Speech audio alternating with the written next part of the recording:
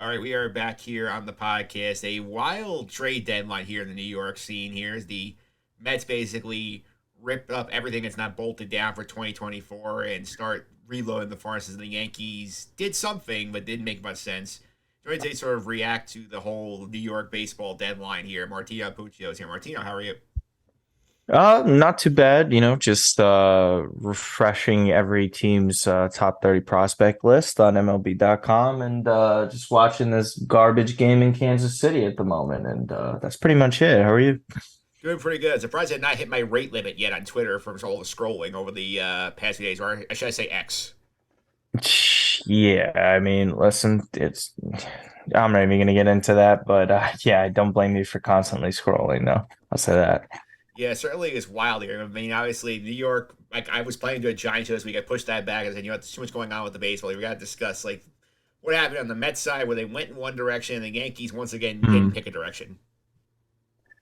Yeah, I mean, the Yankees are what they always are, and it's just basically become a franchise who likes to, I guess, cater to the loud and obnoxious fans that demand winning every season, and they want their team to be competitive to win the World Series, as unrealistic as that is in the year 2023. But you can't tell those people that because those are the types of fans that they've been their entire life because they've been spoiled from the 1990s. But that's besides the point, right? But this is what you get when you don't sell certain players at the right time, which plagued them in the mid 2010s, and then it's come back to bite them in the butt now, extending players that are just really not good enough in the long term. Whatever, extend, re-sign in the offseason. It's the same stuff with the Rizzos and then the trades of the Josh Donaldsons of the world. It's clearly, but it's plainly obvious to me that Brian Cashman has been over the hill as the main operator of this baseball club for many years now, and he is not going to get fired because he still manages to get this team competitive and in the playoffs,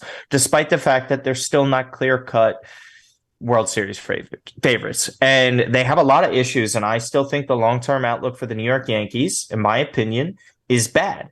And I say that in the sense of they have too much money committed to players like a DJ LeMahieu and Anthony Rizzo for a lot of years. At least Donaldson they can get rid of, despite the fact that that's poor. But by the time that stuff clears up, and by the time you know, say these prospects do hit the Anthony, I think Volpe will be a good player. I think he's shown signs already. We'll see about the other guys. There's been a lot more misses than hits with Cashman. The thing with Cashman is whenever one hits, it's a superstar. So like a Cano Judge type. But seriously, Judge, the way he will age in a couple of years, the way Garrett Cole, knock on wood for now for him, brilliant pitcher.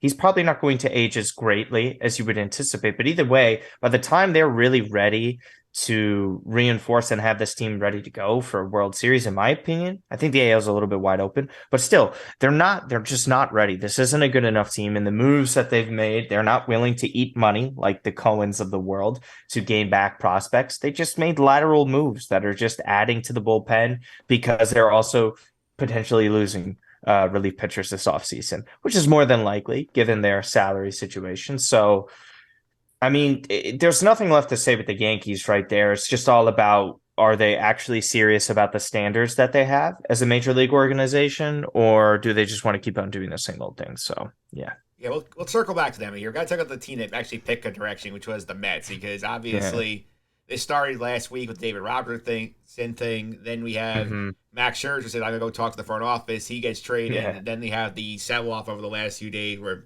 they grab a lot of money. They pay out a lot of money. They get a lot of prospects back here. Yeah. I know something you've been advocating for is that this is not the right group. Time to blow it up here, and you I think we figured her out. the choice of direction they made.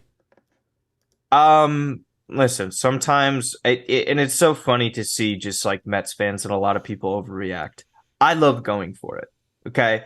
If you were in that Wilpon era as a Mets fan, if you're a diehard Mets fan, like irrational, and I mean irrational in the sense of when the Mets signed like Tyke Redman in 2006 in the offseason, I thought that was going to be the move to put us over the hump. Obviously, they made tons of other moves, but it was, being invested in so many other years and just really the naivety of just thinking that they could compete when they really had awful teams where Chris Capuano is one of your better starting pitchers in those years.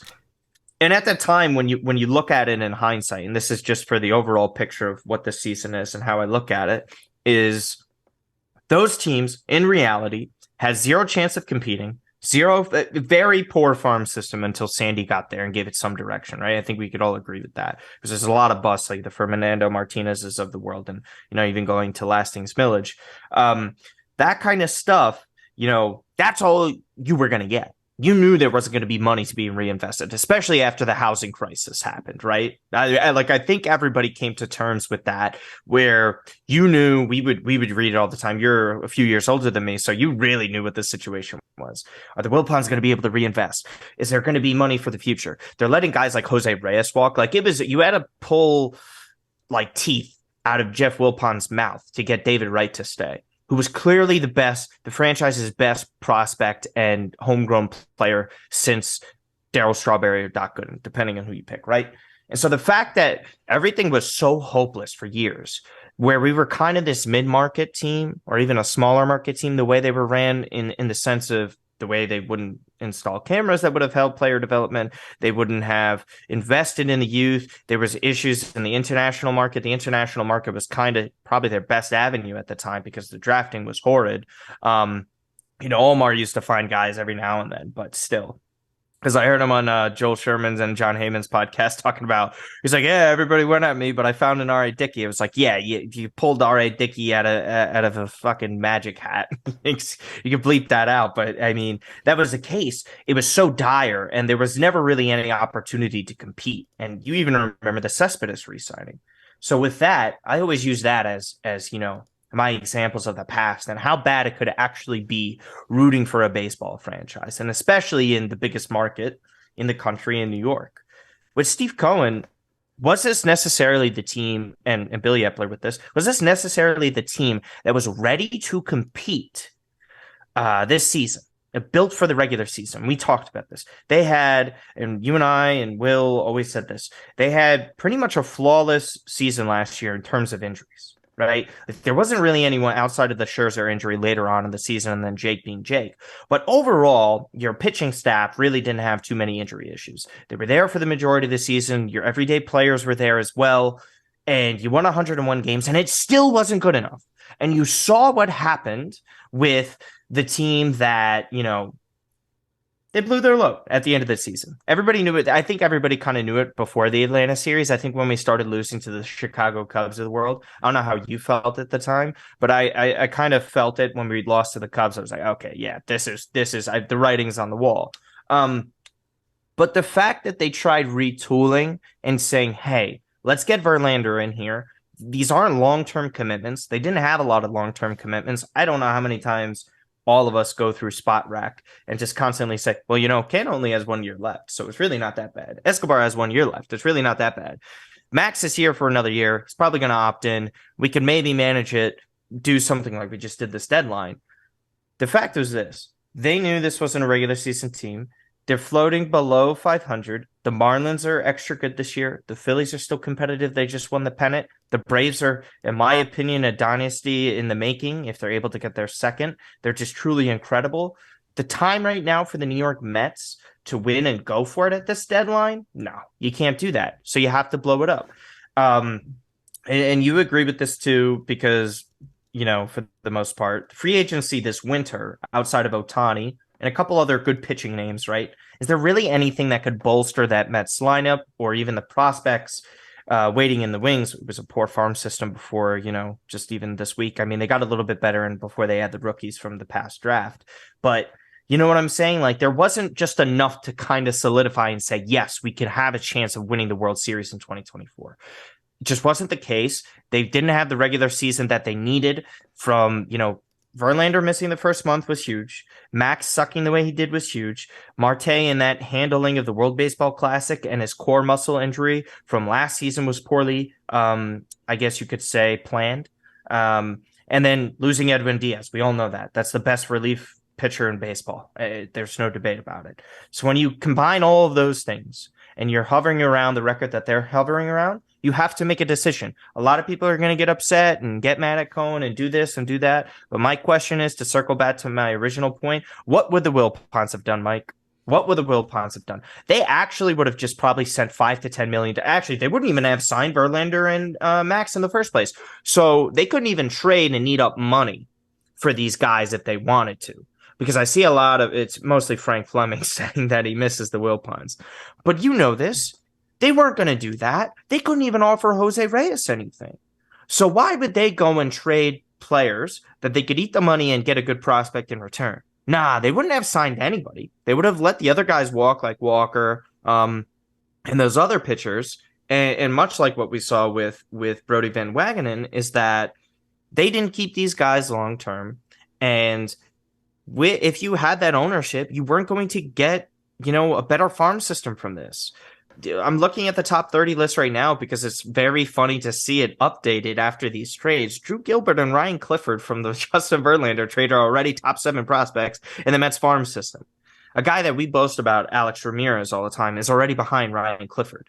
Whether it's a good or a bad thing, I think that's up to interpretation of other people and people who follow it more closely. But the fact is this, and we can go with Acuna as well. You wouldn't have had those guys signed to try and go for it this season, and you wouldn't even had the possible resources to make these trades that allow you to somewhat rebuild your farm system or retool it, whatever phrase you want to use. And that's the reality of the situation. Even in the bleakest of seasons, this probably could be, I hope it is, the bleakest Steve Cohen season. For me, there is least positives that you can take away from that.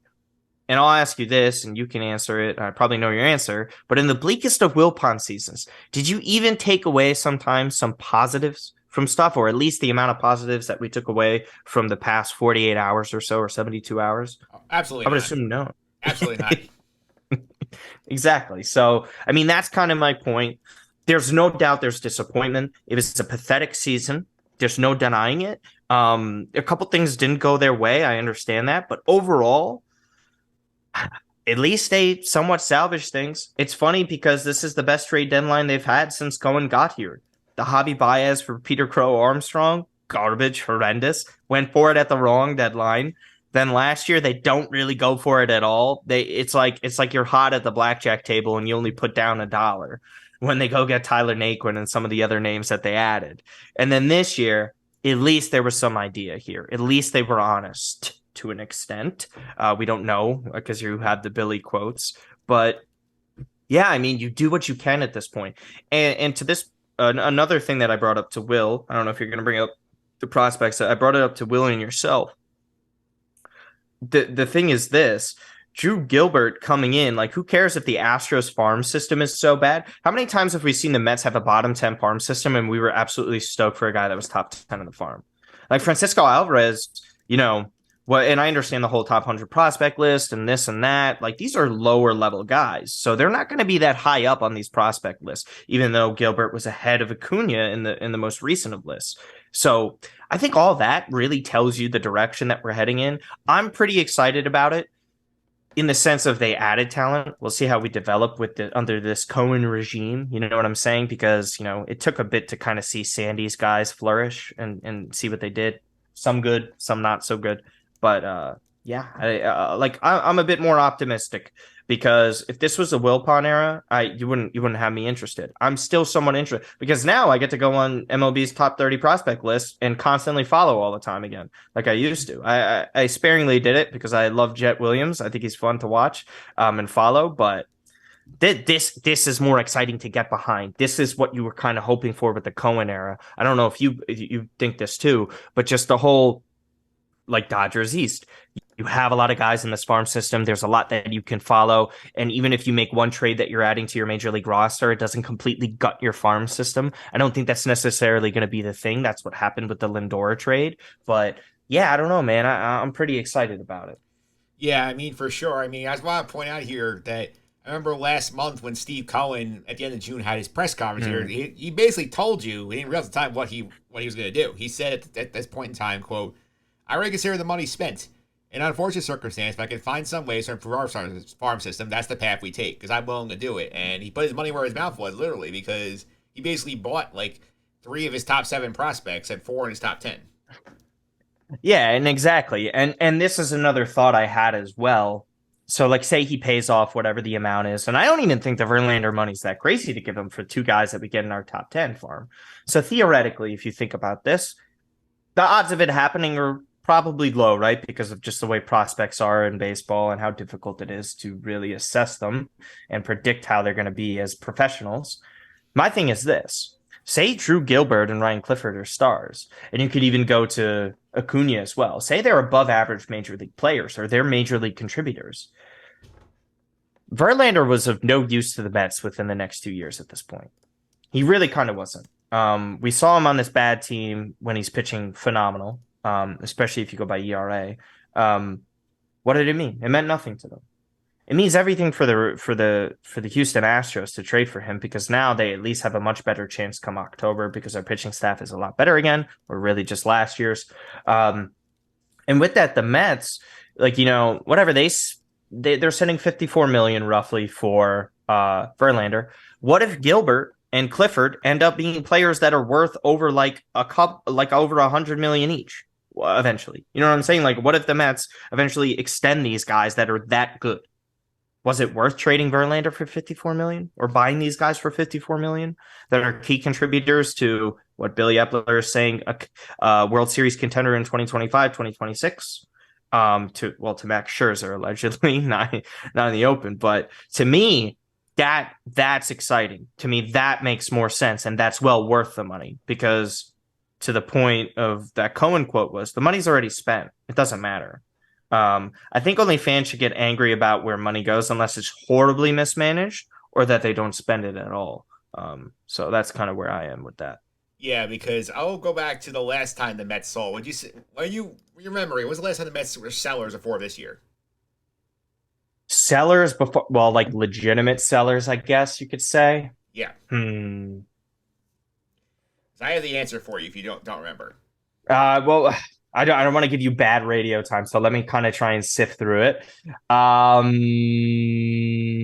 was it when we got rid of K Rod? Was it around that time? No, it's more Uh, more more recent, 17, 18. okay, Because so you consider that? Yeah. I agree with you. because Yeah. again, this is who the Mets trade away those 2 years. They trade away Lucas Duda, Addison Reed, Curtis Granderson, Jay Bruce, Neil Walker, and Jerry Familia, who you would agree all were valuable contributors at that point to potential winners. A couple of them were, yeah. That's And true. That's true. That offset. I try and erase those last Will Pump BVW years out of my brain. But yeah, that was that was continue. that was pre Will. That was pre VVW. That was the end of the Sandy era and the I thought last. it was a 20. I thought you said 2018. That would have been Brody then. No. No, Brody was 19. 18 was after Sandy stepped down. You had the three-headed monster of Rico, Manaya, and Oh my Ricciardi. God, JP Ricciardi. Yeah. Oh my God. Oh Yes, my goodness. and See this how I try and burn that out of my brain? This is why Immaculate Grid's been going bad. We'll yeah. continue. Yeah, so in terms of the situation here, you remember Mm, that when they made these trades, that this was a mm. Wilpon deal where they said, like, prioritize saving money. So you want to take Yes. you. This is who the Mets got back for those six players. Drew Smith is the only one still with the team at this point. Steven Yes. Nagosic, Gerson Bautista, Jamie Callahan, Jacob Rame, Ryder Ryan, Eric Handhold, Will Toffee, and Bobby Wall. So eight relievers, and a middling third baseman in the minor leagues. Like this is a much better return for what you're I selling. believe the third baseman was from the Athletics, right? Yeah, top the last two were for Familia. Everybody else was it was seven So relievers. one of the guys, I don't know if you remember this. This is so funny that I remember this because this is how much I despise the Wilpons. One of them was college teammates with Jeff Wilpon's son, Yeah, it was so that's why he traded for it him. was Will Toffee, I think. Yeah, so like he traded, but like again, nepotism. Yeah. But again, that's besides the point. And kind of, I just want to like pat myself on the back because that's what I was talking about earlier. But yeah, I mean that's what, and the returns were horrible. I like Michael Mayer's tweets every now and then though, where he's like the Mets won the Lucas Duda trade, which in turn is probably true. Yeah, it's the only trade they won of those deals. They lost every other one. I mean, listen, I'm not surprised. A lot of those guys were kind of towards the back end of their careers, and the guys and the people in charge were just, I mean, it was a disaster at that point. And yeah, I mean, listen, well, what can you say? And then, I mean, I it's kind of weird. I do consider us sellers in the Brody deadline. but in a different way. Sellers in the sense that they were too cheap to re-sign Zach Wheeler, so they dumped the entire farm to get Marcus Stroman and other guys in. Um, but yeah, I mean, looks a lot better for face value right now. Yeah, and the interesting thing here now is seeing what happens next for the Mets because obviously we had after the Scherzer trade, Brody basically danced around his words, say, like we're not punting on 2024. And then the next day, Verlander asks to speak to the front office, and he ends up getting traded. We have an exclusive interview with Max Scherzer in the Athletic where he basically says that Brody told him, "Hey, we're looking to win in 25 or 26." Hmm. And Brody basically came out. I mean, not Brody. I mean, Billy Epler came out for this and basically said to the effect of, trying to find the exact quote I had pulled up here. Basically said that their World Series odds are going to be lower in 2024, but they are still going to compete. They're going to use free agency to fill their holes, but they are not going to, be, like top. Be say without saying. He said we're not going to be top of the market, but they're not going to like go scorched earth and rip everything to the ground like some of these teams that have tanked in the past have done. Hmm. Yeah, I mean, there's not many guys to even do that with, anyways. It's just Otani. I mean, in terms of like bringing guys in, yeah, I mean the free agent market here, like we saw last year, like they didn't spend on guys who had qualifying officer tests. They looked for guys who didn't. So like all those big pitchers have qualifying officer tests, and that's not going to forfeit draft picks for a team they don't think is going to be as good next year. Yeah, I mean, listen, they're gonna do what is best for the organization in the long term. They did the short term stuff and that mandate of, 3 to 5 years to win a championship. I mean, look at all the deals. This is why I was more optimistic about everything in the long run. And I said, hey, people still don't understand what was here before Cohen arrived. It was a fucking disaster. I again bleep it out, but it was that bad. Like Brody gutted the farm. The major league roster was not that talented whatsoever. So maybe the Lindor trade was a little bit, advantageous at the time, considering the shortstop market that was coming. But at the same time, if they were able to get some guy to launch this new era with Cohen and Jared Porter wanted to make that move, the trade was great. It worked out for the Mets. I'm not mad about that. The dollars were they had to pay him. They overpaid. It is what it is. He's still been a massive player, one of in my opinion, the best ever Met shortstop already. It's just not close. And so with that, I don't care if they're not going after the Julio Urias of the world or paying top dollar for some of these other guys. If you get me Yamamoto, if you can consider some other guys that could contribute in terms of the relief pitchers, maybe a corner outfielder or two, just to kind of, add to the major league roster while they still develop and groom these players in the minor leagues, or go big for my guy in 2025 in Soto. But, I mean, what were they going to do? They're not that attractive landing spot now. And unfortunately to say, the odds were low with him anyways, or it could just be complete bullshit, Mike. We don't know because they could still come out and offer a massive check. And still, you know what the funnier thing is too? Even if Epler is saying all these things, he's still not David Stearns. So if David Stearns is coming, everything that Epler is saying doesn't matter because it's not his vision. Stearns could say something completely different and be like, hey, the greatest baseball player of all time is a free agent. If we're able to have the resources to bring him in here and we could convince him, why wouldn't we do it?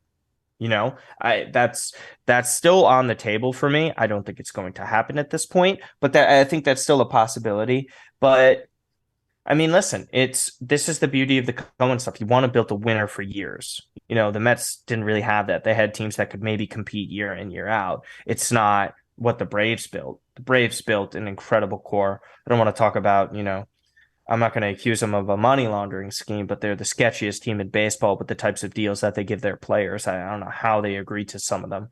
But anyways, yeah, I mean, listen, it's not the greatest free agency class. And I don't always truly believe in signing free agent pitchers to build your pitching staff. I never did.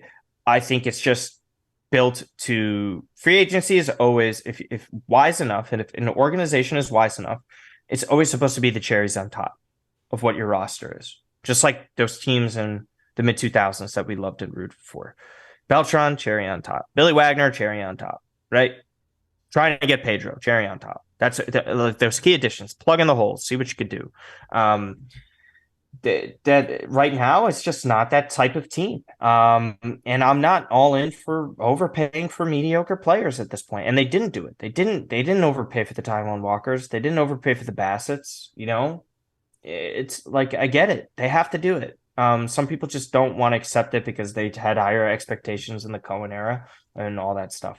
Yeah, in terms of what's going on here, I'm looking right now at the luxury tax bill for the Mets next year. Obviously, they did save some in terms of getting out of a bunch of the money from the Scherzer and Cohen and Verlander deals. That will save some money here, but even as constructed, they're going to be over the luxury tax significantly next season. But I Mm. think one thing to note here, Joel Sherman, the Post, had a great analysis here of what he thinks the Mets will do in terms of 2024. Something we've discussed here, and I will agree with this, is that they're going to use free agency to fill the hole they have. I mean, they're already over here, and Steve Cohen is too competitive to say, you know, we're just going to go scorch earth and not try next season here. They already have $219 million committed to luxury tax before anyone goes to arbitration or raises. So that's something you have to weigh in for next season.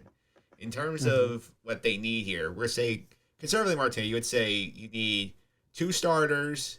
This point has three starting pitchers, two relievers, a left fielder, and a DH. That's correct.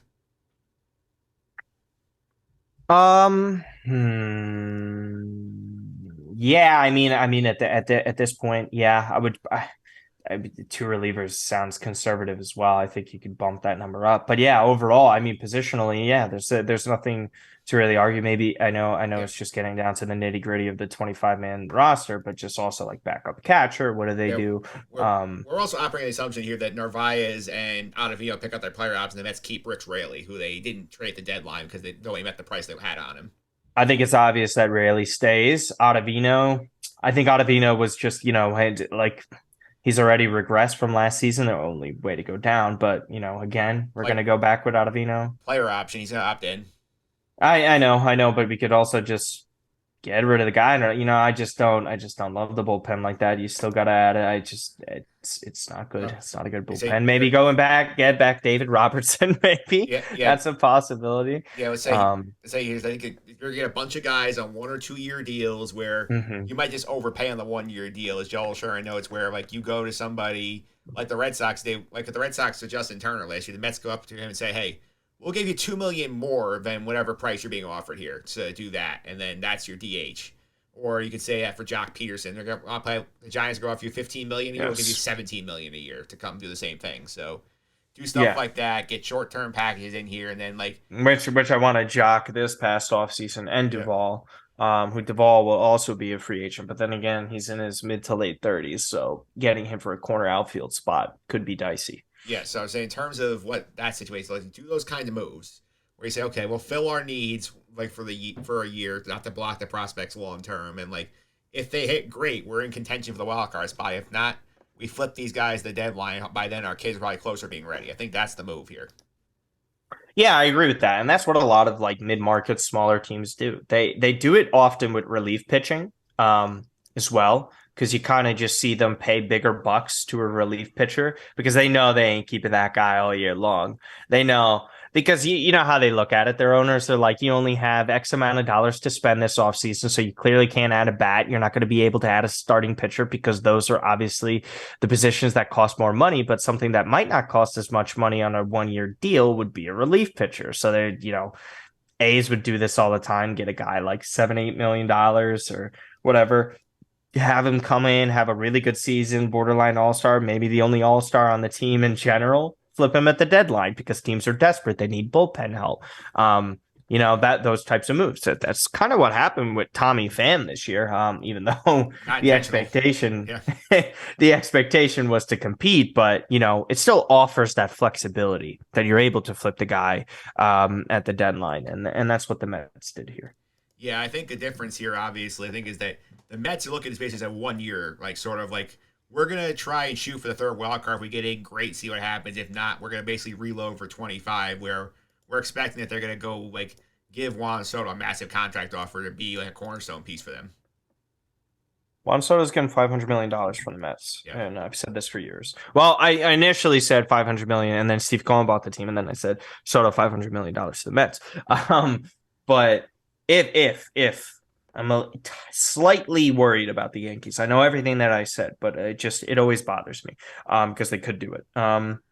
Even though he's been on the record saying he loves playing at Citi Field. So take take that from what you can. And again, man, yeah, I mean, over the next couple of years, like there's going to be guys that'll hit free agency that could be, fantastic. And then also at the same time, what it does now too, instead of, is it that out of the question to potentially be in the market for Dylan Cease this winter? I don't think it's that crazy, right? Who's to say the Mets kind of try to revamp that, farm system? The farm system isn't exactly always for developing guys to get to your major league roster. That's the main idea, right? But Yeah. also with these major market teams, like we've seen with the Dodgers and a couple other places, um, they use it to flip players to go and get a star.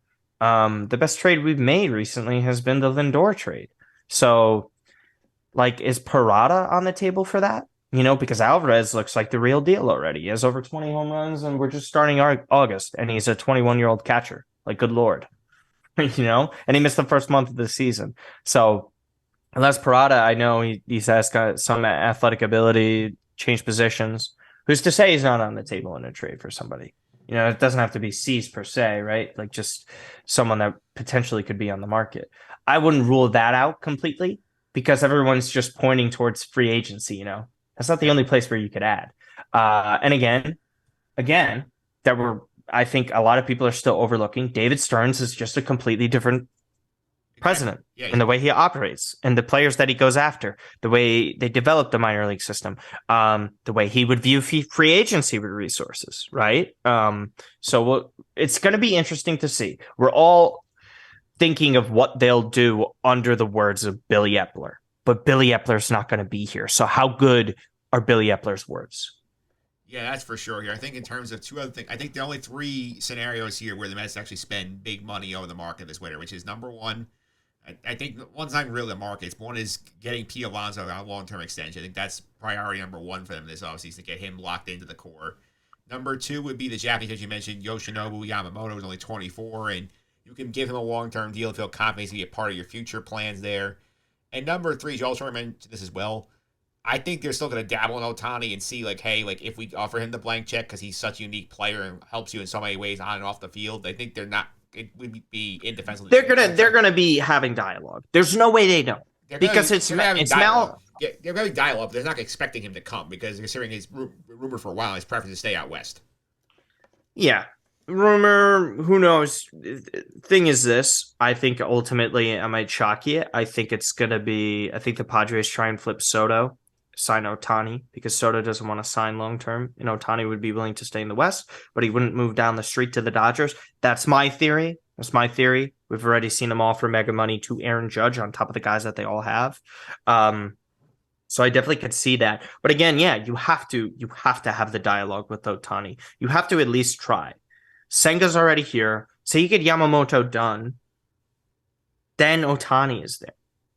I'm not saying he would come here because there's two Japanese stars, but it would probably be one of the most unique pitching staffs in baseball history if you have three Japanese aces. Yeah. If Yamamoto pitches Yeah. very well over here, I'm not going to say triple crown leader again, but Senga's been phenomenal as a rookie once he figured out his control stuff.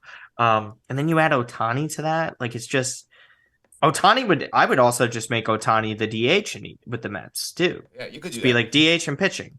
Yeah. Why else would you play that guy in the field if he's approaching his 30s? It just wouldn't make sense. But that's obviously like if he were to come, he's probably not. But yeah, I agree with that. I wouldn't. I'll say this on the record. I do not want Julio Urias. Do not want anything to do with him. I don't think they're going anywhere near Urias for the record.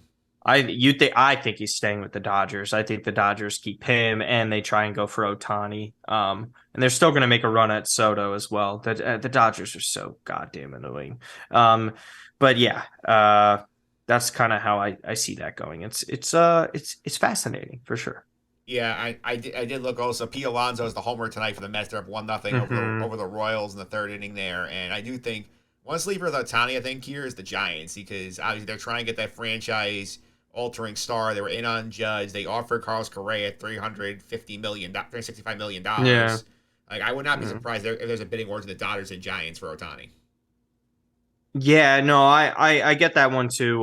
You could see that, like the two greatest baseball players of the 21st century heading to the San Francisco Giants with Barry Bonds. If you're not anti-steroid type vibe, but yeah, I agree with that as well. I thought about the Giants recent, but I just don't know if they can outbid the Dodgers. That's it. I think the Dodgers, when the Dodgers like have their price, and it only Cohen could, but if Otani doesn't want New York, then it doesn't matter. So I don't see the Giants outbidding the Dodgers. Not for this guy. Not for this guy. If it were to be another player, sure, but and the Dodgers don't love these long-term deals too. Freeman is one thing, Mookie was another because of his age as well. But you remember they weren't willing to offer Bryce Harper the years. They weren't willing to offer Manny the years. Yeah. So it's fascinating to see what they do and what the length of an Otani contract would be. Yeah. Because I'm not fully convinced this is going to be a decade plus.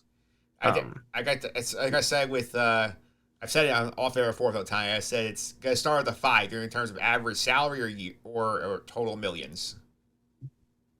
Say it again. I said the contract will have a five at the start of it, either in terms of average Oh, salary yeah. or in terms of the total compensation value. I think he easily beats Trout's Yeah. as long as he doesn't get hurt the rest of the season. Knock on wood. He's coming off of should have been three. Yeah, Judge was worthy MVP, but I don't know. I think they should have given Otani some other award for what he did. Um, dude, like yeah, I mean I don't see how it's not 500. How's it not? Like it's just is it incredible, and it's also the riskiest contract in sports history. Yeah, for sure. But let's get to the other team in town real quick, the Yankees here, who as of recording, they're losing 5-0 at Tampa Bay right now. They made Mm-hmm.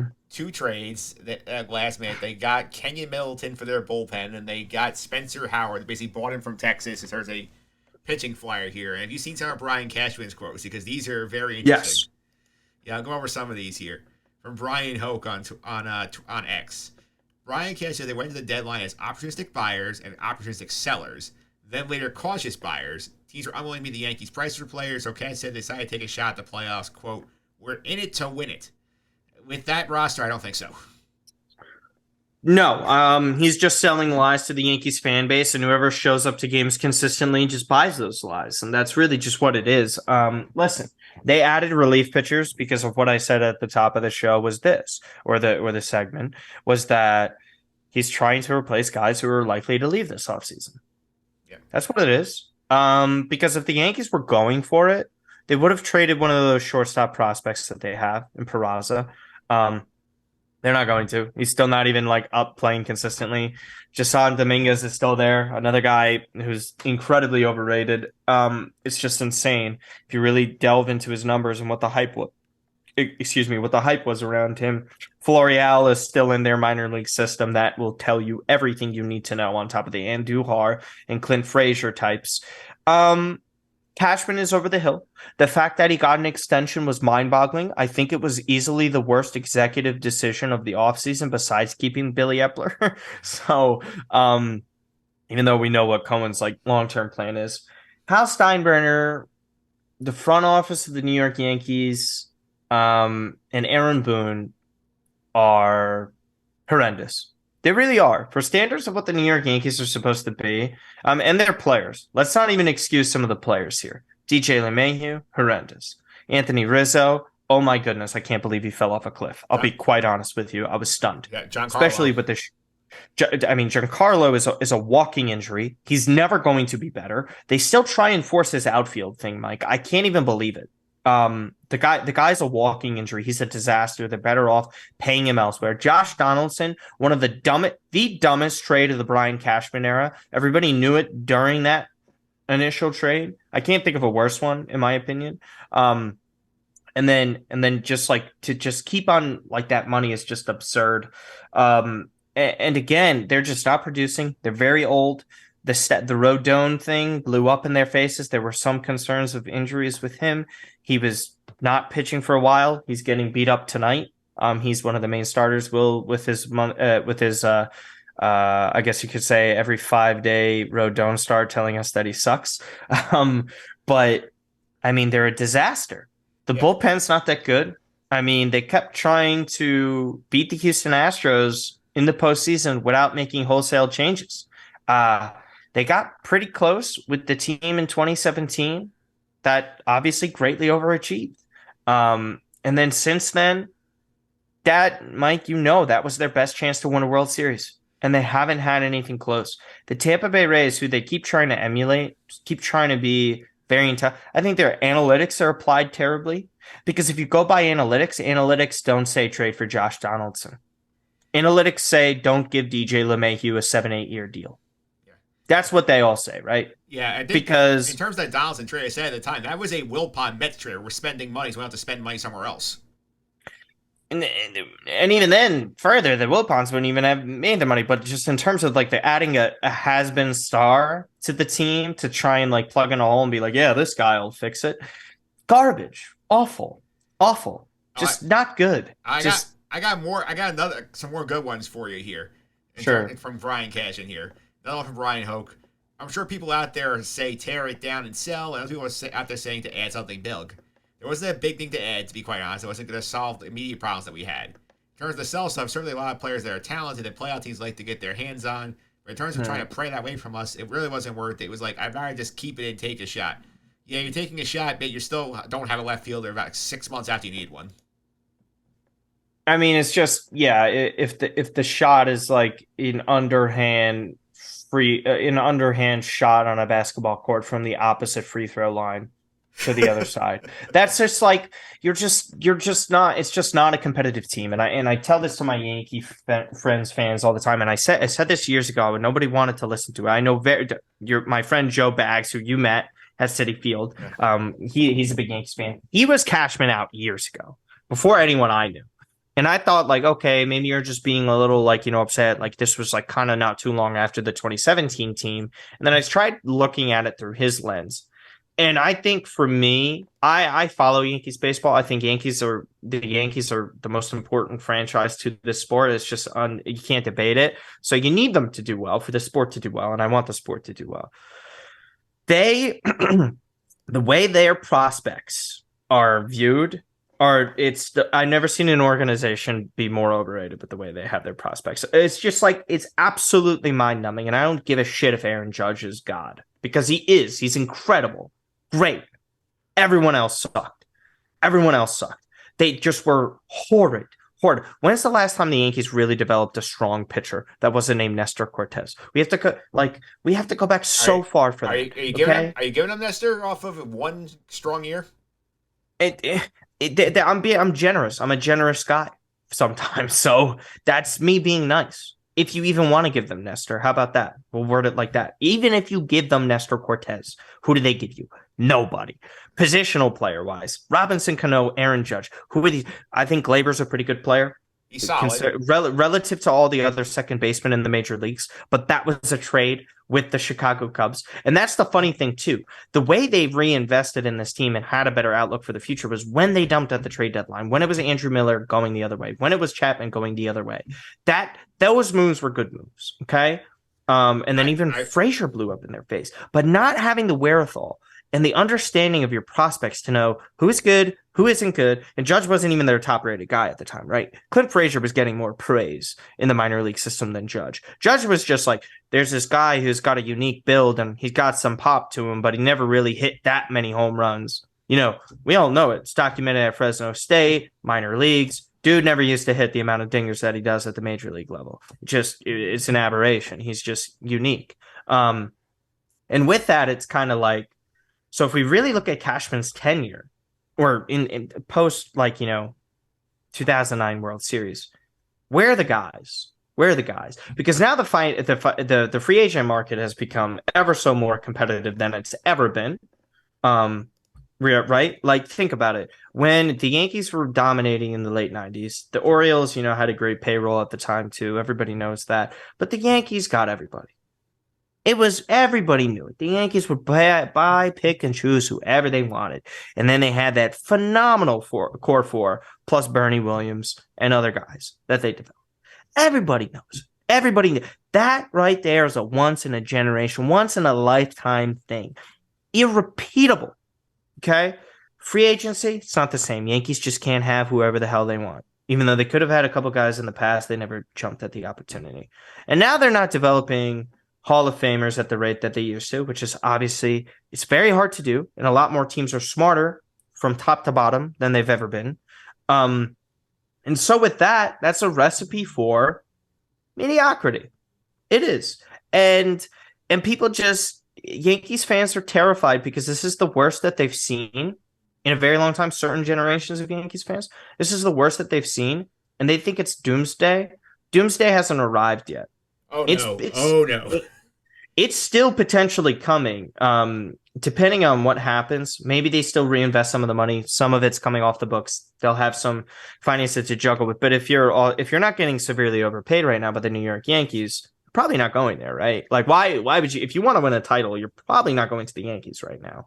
I mean, like there is something within a core. The Yankees are always very good at winning regular season baseball games to get into the playoffs. But we all know when the Yankees get to the playoffs, no one is overly terrified of them. There's not, there was always that mental edge that the Yankees had over everybody that you did not want to play the Yankees. I mean, only the Twins probably still have it, but no one is scared of the Yankees like they used to be. And people who don't want to accept that are just naive, and they're arrogant fans.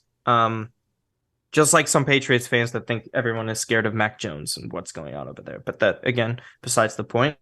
Yeah, I mean, Cashman needs to go, but they extended him. So he's not leaving because the Yankees still have solid attendance.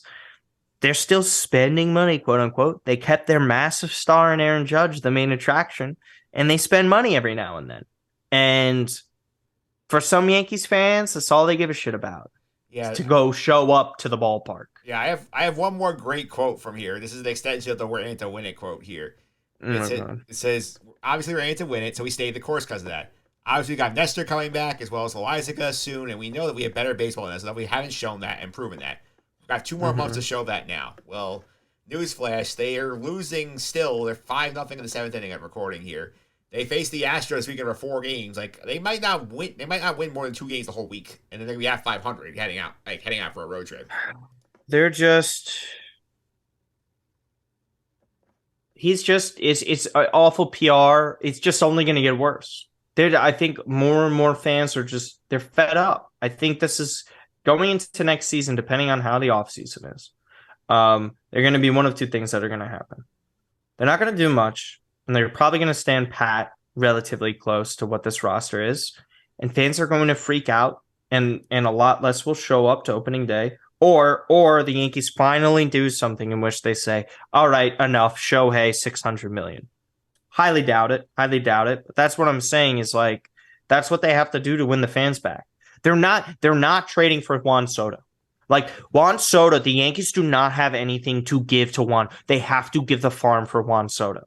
Yeah. Do fans have to come to grips with that? That wasn't going to. If they really thought Juan Soto would have been a relatively fair asking price, even last, they should have done it last trade deadline. They're idiots for not. They're holding on to these mediocre prospects that are probably not going to amount to anything. The fact that they wouldn't do it is just utterly disgraceful, especially when Soto gives you a couple of years of rookie contract service time where you could add around him.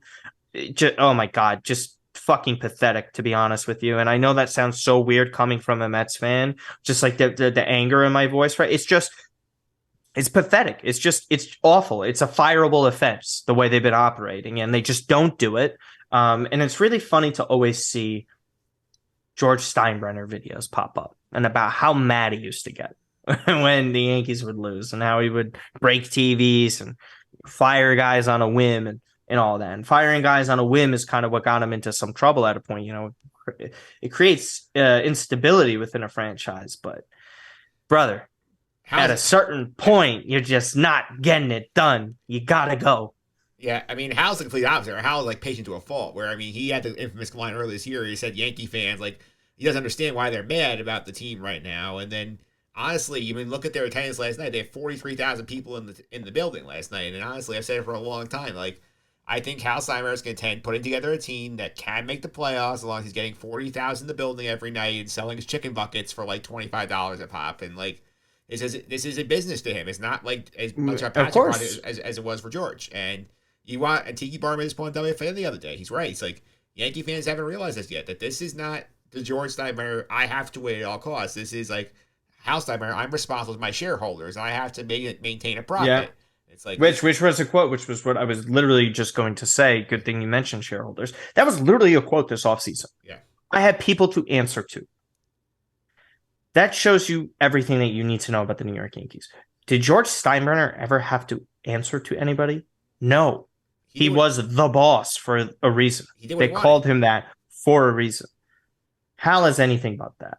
And, that's why the Yankees are where they are. And they're not going to be sold. So, the Yankees fans could like write that off if they ever think that would be a thing. So forget about that. So yeah.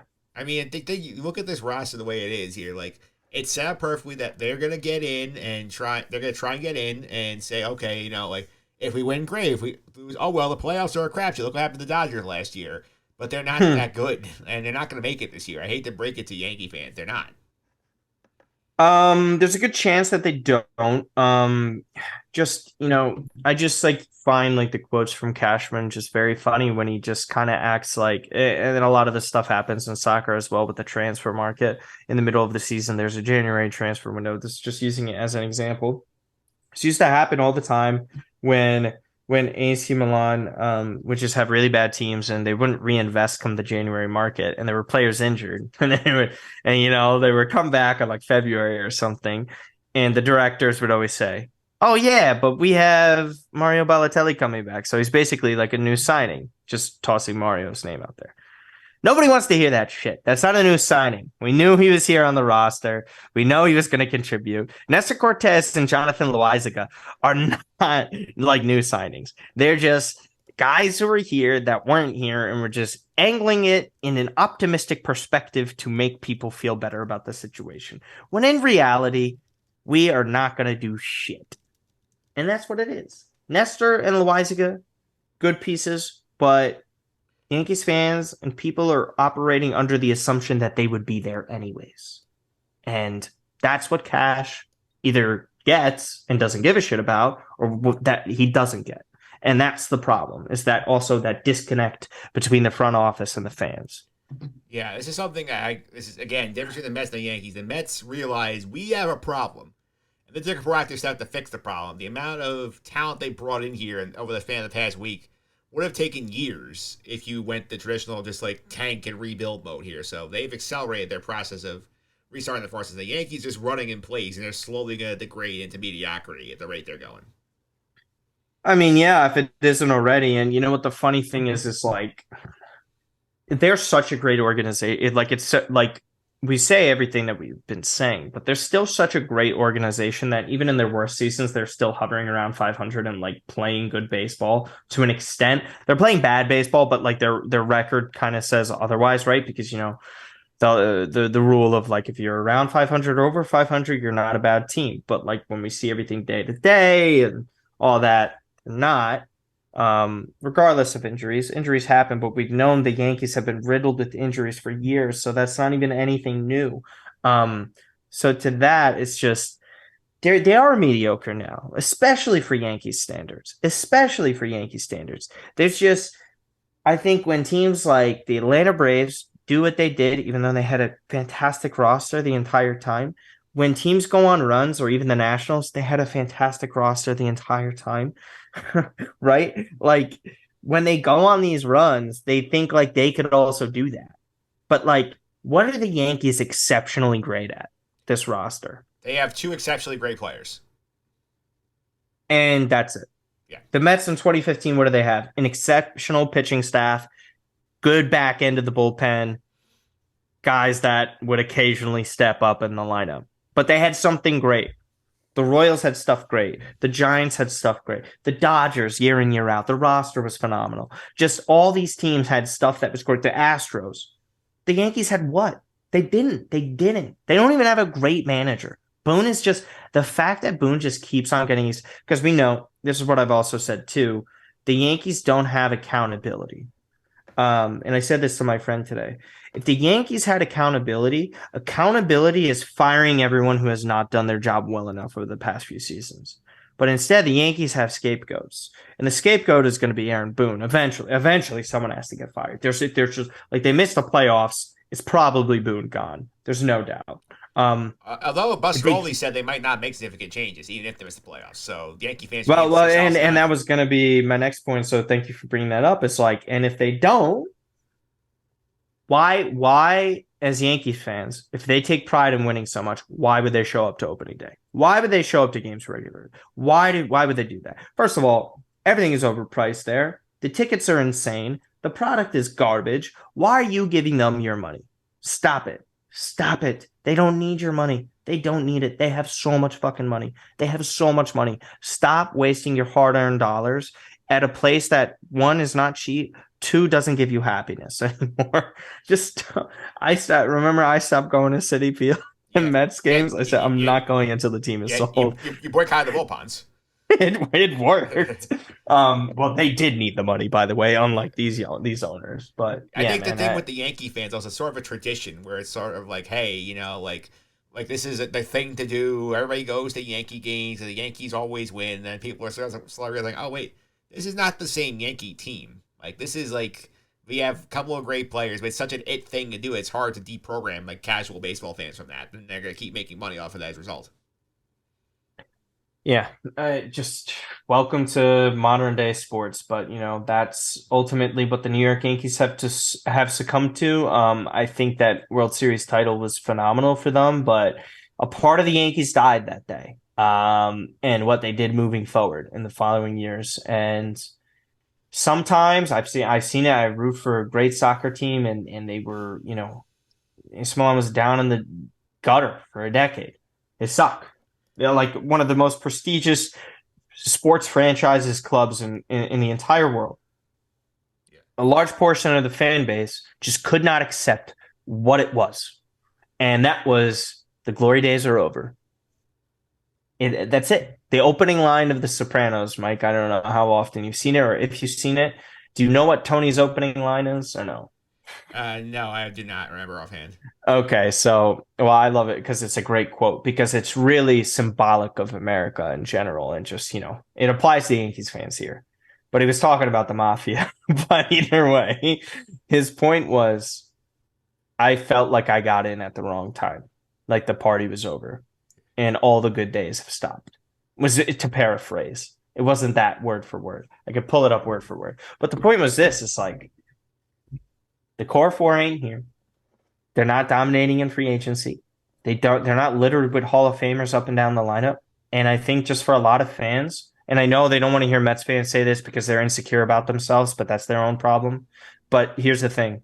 They're just not that same franchise they used to be, and they just need to accept that. And if they do, and if they pressure the organization to, I'm not saying like every fan can do that, but what I'm saying is like have standards for yourself because I think ultimately some Yankees fans don't have those standards. And I think if they had standards, they wouldn't be doing what they're doing right now, which is showing up to the ballpark.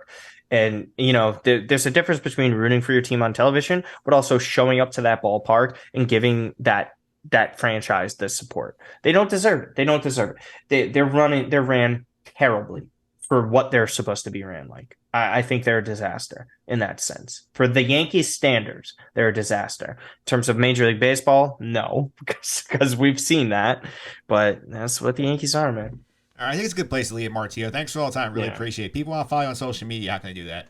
Yeah, I guess you got to follow me on X now, because Mike is just, he's got those good journalistic qualities. I would have just kept calling it Twitter, but at Martino Puccio on there, you can subscribe to the YouTube channel as well. I'm almost at 3,000. Let's see if I go for a refresh really quick. Ooh, 8 subscribers away from 3,000 on YouTube. So if any of you are interested in soccer or any other types of videos, time to time I do other sports stuff. But Martino Puccio on there, Instagram as well. And yeah, that's pretty much where you can find me. And then whenever I make appearances on here. Sounds good, Martio. Thanks for all the time. Really appreciate it. No problem, Mike.